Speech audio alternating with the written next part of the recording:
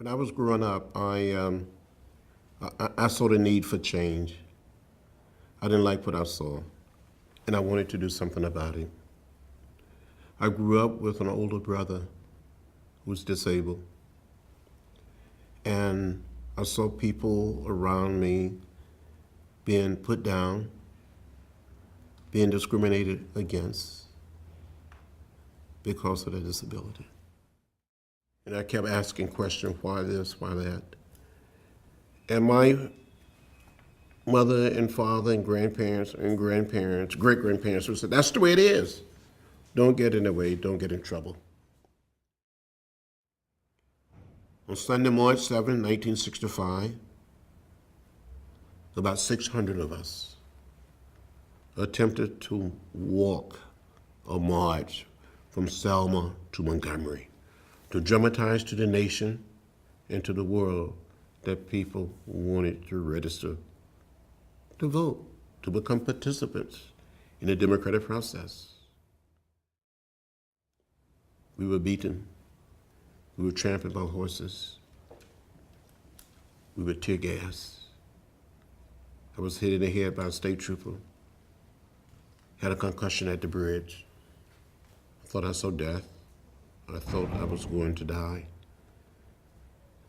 But somehow, in some way, people responded to the fact that these American citizens were so determined, that the President of the United States responded, the Congress responded, and President Lyndon Johnson introduced the Voting Rights Act. Congress debated it, it passed, and was signed into law on August 6, 1965. Only thing I did, I gave a little blood on that bridge. But others throughout the South gave their very lives. I happen to believe that the right to vote is precious. It's almost sacred in a democratic society such as ours. It is the most powerful, nonviolent instrument or tool that we have. And everybody, every single person who's a citizen, who's of age, should be able to cast that vote. It should be as simple, as easy as getting a glass of water. If you're not able to vote, in a sense, you really don't count. Voting controls everything that we do in our country, from the time that we're born until we leave this place. I must say to you, you have a role to play.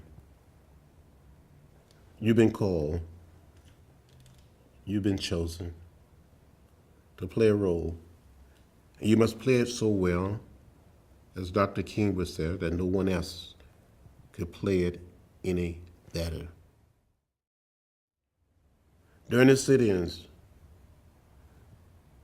during the marches, I got arrested a few times, 40 times during the 60s. And since I've been in Congress, 5 more times. I'm probably going to get arrested again for something. But when you see something that is not right, not fair, not just, you have to do something about it. You cannot be quiet. You have to speak up. You have to speak out and find a way to get in the way. Make a little noise. Stand up. Organize. Mobilize. And help move us to a better place and create what Dr. King called the beloved community, where no one is left out or left behind or discriminated against because of the disability, because of the age, race, or color. For in the final analysis, we are one people, we are one family, we all live in the same house. It is all of us. It is all of us working and pulling together to create a community at peace with itself. And now is the time. We cannot wait for next week, or next month, or next year. It is our calling. It is our mission. We have been placed on this little piece of real estate that we call Earth to do our part and play our role. And as we play it, do it with joy. Be happy. Never become bitter. Don't get lost in a sea of despair. Keep the faith